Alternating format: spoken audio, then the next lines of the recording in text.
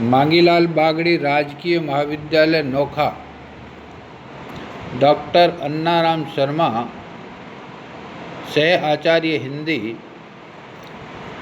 BA तृतीय वर्ष, आधुनिक काव्य। सूर्यकांत त्रिपाठी निराला। प्रिय विद्यार्थियों,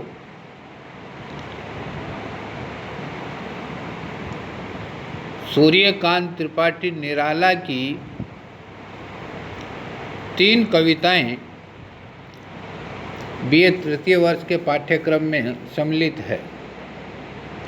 सर्वप्रथम निराला जी का परिचय अपने जानते हैं।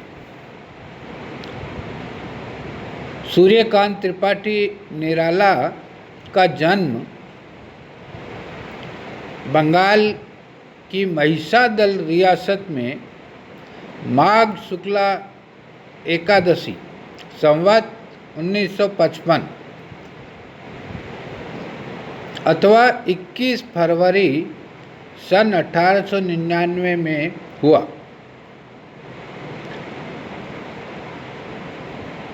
इनके जन्म दिवस को वसंत पंचमी को मनाने की परंपरा है और यह परंपरा सन 1930 में प्रारंभ हुई। बंगाल की महिषादल रियासत में इनके पिताश्री रियासत की नौकरी करते थे, इसलिए इनका बचपन महिषादल में बीता। सूर्यकांत त्रिपाठी निराला मूल रूप से उत्तर प्रदेश के उन्नाव जिले के गढ़कोला गांव के थे, जो बेसवाड़ा क्षेत्र कहा जाता है। 3 वर्ष में इनकी माताजी का देहांत हो गया और 20 वर्ष में इनके सिर से पिता का साया भी उठ गया। प्रथम महायुद्ध में जो महामारी फैली, उस महामारी में उनकी पत्नी मनोहरा देवी का निधन हो गया, चाचा और चाची का निधन हो गया। इस प्रकार से असमय ही कवि के कंधों पर पूरे परिवार की जिम्मेदारी आ पड़ी। फलतः इन्होंने महिषादल राज्य की नौकरी छोड़ दी और शेष जीवन इन्होंने इलाहाबाद में बिताया। इलाहाबाद में ही इन्होंने साहित्य रचना की और 15 अक्टूबर 1961 को इनका देहावसान हो गया। निराला का कार्य क्षेत्र। निराला ने 1922-23 में साहित्यिक पत्र समन्वय का संपादन किया। वे मतवाला पत्रिका के भी संपादक मंडल में रहे। कुछ समय इन्होंने लखनऊ के साहित्यिक जगत में भी व्यतीत किया। निराला की पहली कविता जन्मभूमि प्रभा पत्र में छपी और वह छपी थी जून 1920 में। इनका पहला कविता संग्रह अनामिका शीर्षक से प्रकाशित हुआ। निराला के काव्य संग्रह। इनके काव्य संग्रहों में अनामिका, परिमल, गीतिका, तुलसीदास, कुक्कुरमुत्ता, अणिमा, नये पत्ते, अर्चना, आराधना, गीत कुंज, संध्या काकली और अपरा हैं। इन संग्रहों में निराला की श्रेष्ठ उदात्त रचनाएं भी संकलित हुई है, जैसे राम की शक्ति पूजा।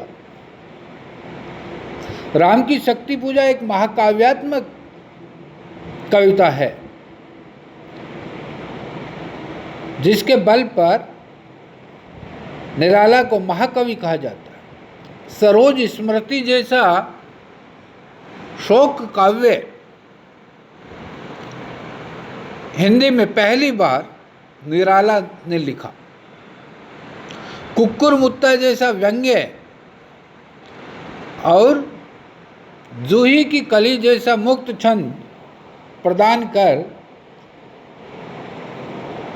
भारतीय साहित्य में निराला अमर हो गए। निराला कवि ही नहीं थे, कथाकार भी थे। उनके उपन्यास बहुत प्रसिद्ध हुए।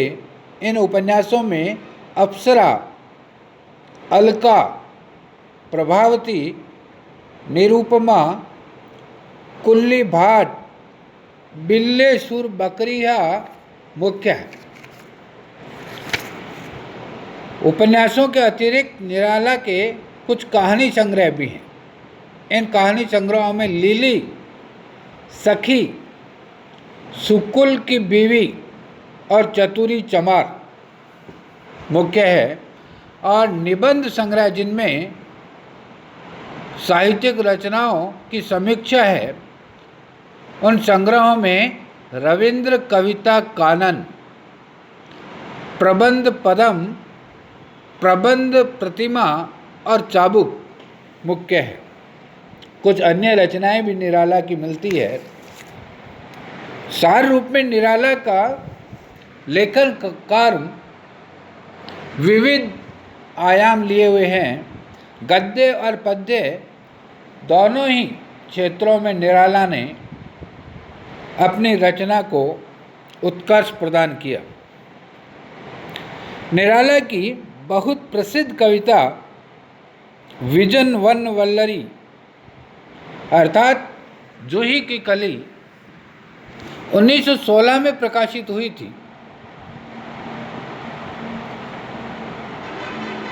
और निराला की पहली कविता मानी जाती है। 1916 में लिखा था इसे। तो उस जूही की कली की व्याख्या आपके समक्ष प्रस्तुत है। विजन वन वल्लरी पर सोती थी सुहाग भरी स्नेह स्वप्न मग्न, अमल कोमल तनु तरुणी जूही की कली दृग बंद किए शिथिल पत्रांक में वासंती निशा थी, विरह विदुर प्रिया संग छोड़ किसी दूर देश में था पवन जिसे कहते हैं मलयानिल। कविता का प्रारंभ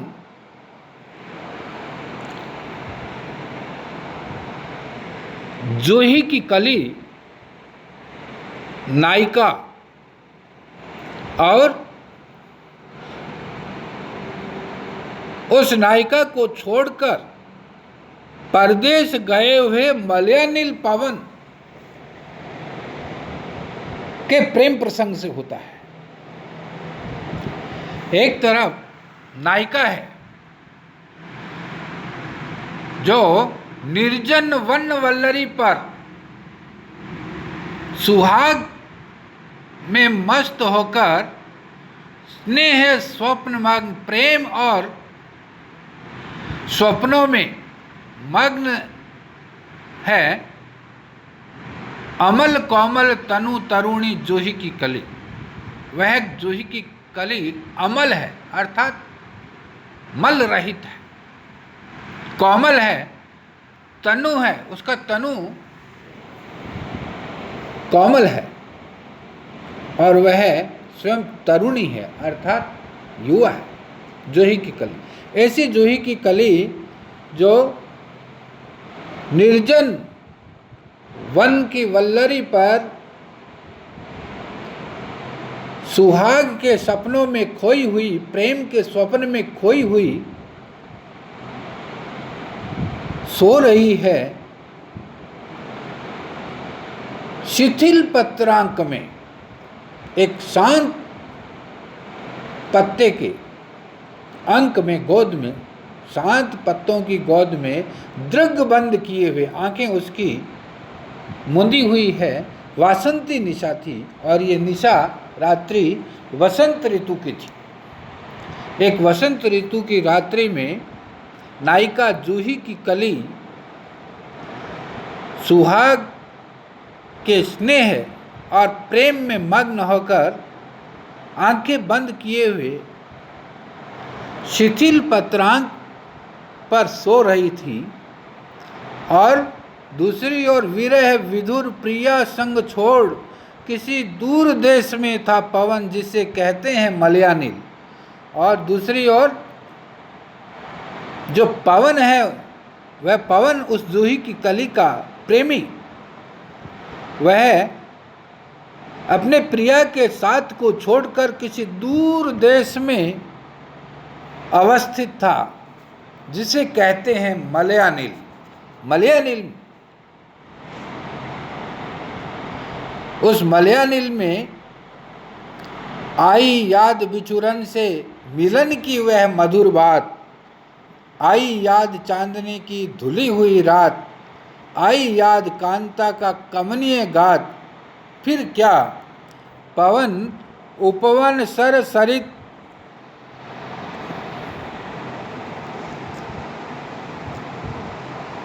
उपवन सर सरित गहन गिर कानन कुंज लता पुंजों को पार कर पहुंचा, जहां उसने की केली कली खिली साथ। उस मलयानिल पवन को अपनी प्रिय की वह मधुर बात याद आती है। एकाएक आई याद बिछुड़न से मिलन की वह मधुर बात। बिछुड़ने पर उसे अपने प्रिय से की हुई मधुर स्मृतियां याद आती है। आई याद चांदनी की धुली हुई आधी रात, और चांदनी की उज्ज्वल रात्रि में अपनी प्रेयसी के साथ में क्रीड़ा करने की स्मृतियां उसके मानस पे जागृत होती है। आई याद कांता की कमनीय गात, और अपनी प्रेयसी का कमनीय कोमल गात या अंग उसे स्मरण हो आते हैं, और अपनी प्रेयसी की याद आते ही वह मलयानिल फिर क्या पवन उपवन सर सरित गहन गिरी कानन कुंज लता पुंजों को पार कर पहुंचा, जहां उसने की केली कली खिली साथ। और जैसे ही उसे अपनी प्रेयसी की याद आई, पवन वह नायक कुंजों को सर सरित तालाबों को, नदियों को, गहन गिरी कानन को, पर्वतों को, जंगलों को लांघता हुआ कुंज लता पुंजों को पार कर, कुंज की लताओं और उनके समूहों को पार करता हुआ पहुंचा, जहां उसने की केली कली खिली साथ। वहां पहुंचा जहां उसने कली के साथ में केली करनी थी। सोती थी। जब वह अपनी प्रेयसी के पास पहुंचा पवन, तो वह देखता है कि सोती थी। जाने कहो कैसे प्रिय आगमन वह, और वह नायिका जूही की कली अपने में उन्मत्त होकर सो रही थी। उसे प्रिय आगमन का पता ही नहीं चला। नायक ने चूमे कपोल, डोल उठी वल्लरी की लड़ी जैसे हिंडोल। उस पवन ने अपने झोंके से उस नायिका जूही की कली के कपोलों को चूमा, अर्थात उस पवन ने उसका स्पर्श किया। डोल उठी वल्लरी की लड़ी जैसे हिंडोल, और जिस वल्लरी पर वह कली खिल रही थी, वह कली उस वल्लरी के हिलने से भी हिंडोल की भांति, हिंडे की भांति हिलने लगी। इस पर भी जागी नहीं, चूक क्षमा मांगी नहीं। पवन के द्वारा उस वल्लरी को हिला देने के बावजूद वह नायिका जूही की कली जागी नहीं, और प्रिय के आगमन पर भी न जागकर सोए रहने की उसने क्षमा भी नहीं मांगी। निद्रालस बंकिम विशाल नेत्र मूंदे रही। निद्रा के आलस्य में अपने बंकिम और बड़े बड़े नेत्रों को वह मूंदे रही कि वह मतवाली थी, यौवन की मदिरा पिए कौन कहे। या हो सकता है कि वह यौवन की मदिरा को पीकर मदमस्त हुई थी। इस बारे में कौन कहे? कवि ने प्रश्न किया कि यह कौन बता सकता है कि वह जानबूझकर सो रही थी या यौवन की मदिरा पीकर मतवाली हो रही थी। निर्दय उस नायक ने निपट निठुराई की कि झोंकों की झड़ियों से निर्दय उस नायक ने निपट निठुराई की कि झोंकों की झड़ियों से सुंदर सुकुमार देह सारी झकझोर डाली। मसल दिए गौरे कपोल गोल, चौंक पड़ी युवती। जब नायक ने नायिका की इस निद्रालस स्थिति को देखा तो वह क्रोधित हो गया और उसने निर्दयता पूर्वक निष्ठुरता से अपने झोंकों की झड़ियों से उस नायिका की सुंदर सुकुमार काया को झकझोर डाला। बार बार थपेड़े उस पवन ने नायिका को दिए और मसल दिए गोरे कपूल गोल, उसकी गोल गोल पंखुड़ियों को उसने मसल दिया। चौंक पड़ी युवती। जब नायक ने इस प्रकार व्यवहार किया तो वह जूही की कली चौंक पड़ी। चकित चितवन निज चारों ओर फेर, और चौंक कर वह खड़ी हुई, जागृत हुई और उसने चकित निगाहों से चारों ओर देखा। हेर प्यारे को सेज पास, और जैसे उसने देखा कि यह प्रियतम पवन मेरा प्रिय आ गया है और सेज के पास खड़ा है, नम्र मुख हंसी खिली खेल रंग प्यारे संग, और नम्रता मुख और मुख नीचा करके वह जोर से खिलखिलाकर हंसी और अपने प्रिय के संग में प्रेम का रंग खेलने लगी। इस प्रकार निराला ने इस कविता में नायक पवन और नायिका जूही की कली के प्रेम व्यापार को मानवीकरण अलंकार के माध्यम से बहुत ही सुंदर रूप में उकेरा है। यह जो कविता है जूही की कली, निराला की बहुत प्रसिद्ध कविता है और इस कविता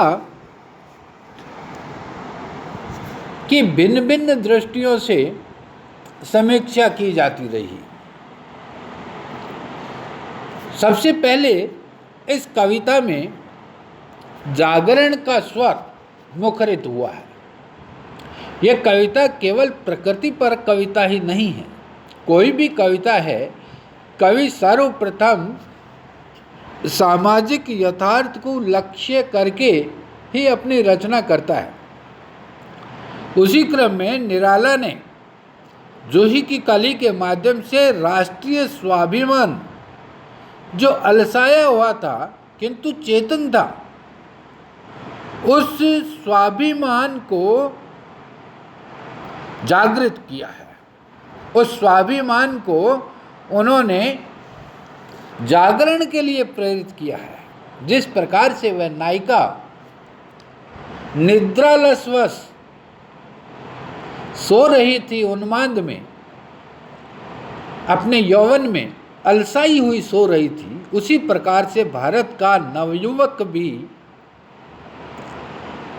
अपने भीतरी चेतना, अपनी ऊर्जा को महसूस किए बिना, उसका भान किए बिना सुप्तावस्था में पड़ा था। और निराला ने उस युवा वर्ग को राष्ट्रीय गौरव के निमित्त जागरण का संदेश इस कविता के माध्यम से दिया है। दूसरा, इस कविता का एक पक्ष सांस्कृतिक पक्ष है। निराला ने उस जूही की कली के लिए एक विशेषण का प्रयोग किया है, सुहागवती। सोती थी सुहागवती। यह सुहाग भरी या सुहागवती नायिका एक सांस्कृतिक बिंब जागृत करती है।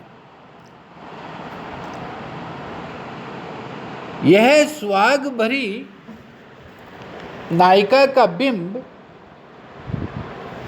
रूढ़ियों, परंपराओं और सामाजिक बंधनों के प्रति एक विरोध का स्वर जागृत करता है।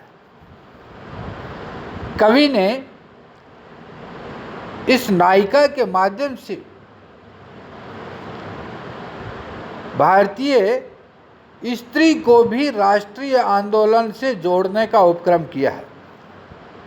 डॉक्टर रामविलास शर्मा ने लिखा है कि यहाँ सुहाग भरी का अर्थ व्यापक मानव करुणा और क्रांति के आह्वान के सहयोग का है, क्योंकि व्यापक करुणा के बिना क्रांतिकारीपन उच्छृंखलता और आतंक का पर्याय हो जाता है। इस प्रकार एक ओर जहाँ सुहागवती विशेषण से निराला के इस राष्ट्रीय जागरण को सांस्कृतिक स्वर मिलता है, वहीं उन्होंने करुणा का भी समावेश इस आंदोलन में किया है। तीसरी विशेषता इस कविता की है स्त्री स्वातंत्र्य। इस कविता की जूही की कली जो नायिका है, वह कहीं भी दास्ता को नहीं स्वीकार करती। लौकिक स्तर पर वह नायिका स्वच्छंद प्रेम में आसक्त है। वह अपने ही यौवन की मतवाली है। भीतरी उन्माद उसे तमाम सामाजिक बंधनों के प्रति विद्रोही बना रहा है। वह प्रेम, समर्पण, त्याग और समता जैसे मूल्यों से आप्यायित है और स्त्री स्वतंत्रता की पक्षधर के रूप में हमारे सामने आती है। चौथी विशेषता है मुक्त छंद का प्रयोग। निराला ने हिंदी में मुक्त छंद के रूप में जो प्रयोग किया, वह मुक्त छंद, हिंदी का पहला मुक्त छंद जूही की कली के रूप में खुलता है। हिंदी का पहला मुक्त छंद जूही की कली ही है।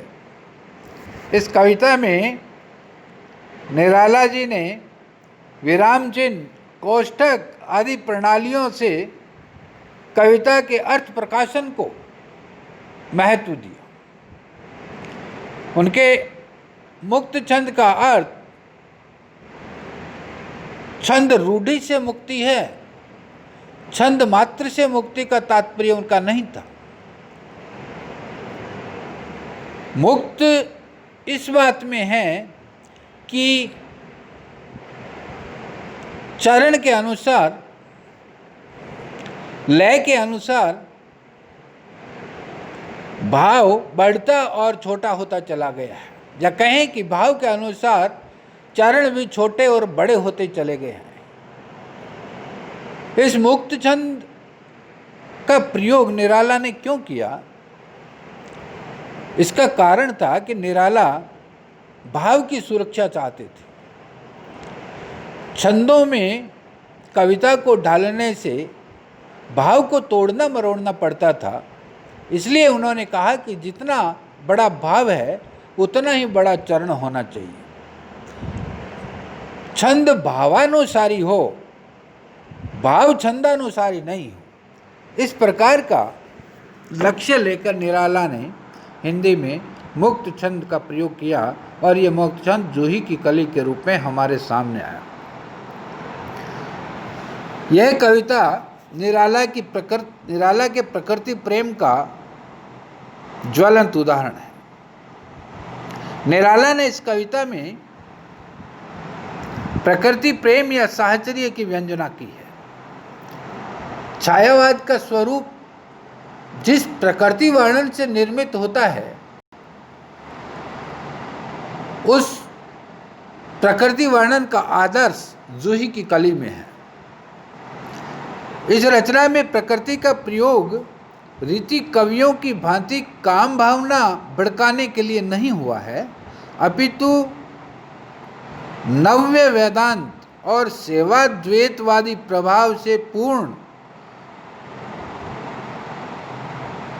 और प्रकृति को परम तत्व के रूप में स्थापित करने की परंपरा प्रारंभ होती है, जो निराला के यहाँ से होती है। निराला नव्य वेदांत के अनुयायी थे। स्वामी विवेकानंद, रामकृष्ण परमहंस आदि के दार्शनिक विचारों से वे काफ़ी प्रभावित थे और उसी के अनुरूप जूही की कली भी एक जीवंत सत्ता के रूप में हमारे सामने आती है। इस कविता में आत्म प्रसार की आकांक्षा भी अभिव्यक्त हुई है। निराला ने इस कविता के माध्यम से भारतीय नवयुवकों को देश विदेश सर्वत्र अपने विकास करने की प्रेरणा दी है। जिस प्रकार से वह नायक परदेश में प्रेयसी की याद को हृदय में संजोए हुए रहता है, उसी प्रकार से उन्होंने भारतीय नवयुवकों को भी अपने मूल स्थान से दिगंत व्यापी विकास की प्रेरणा दी है। पारिवारिक सीमाओं को लांघकर व्यापक सामाजिक जीवन जीने और कर्म क्षेत्र में उतरने की यह प्रेरणा तदयुगीन युवाओं के लिए बहुत आवश्यक थी। इस प्रकार यह कविता अपने भीतर विभिन्न संदर्भों को समाये हुए है। इस कविता में अर्थ के विविध स्तर है और उन स्तरों में राष्ट्रीयता, स्त्री स्वातंत्र्य, प्रकृति प्रेम, आत्म प्रसार और जागरण, इस प्रकार के कई स्तर इस कविता के अर्थ संसार की रचना करते हैं।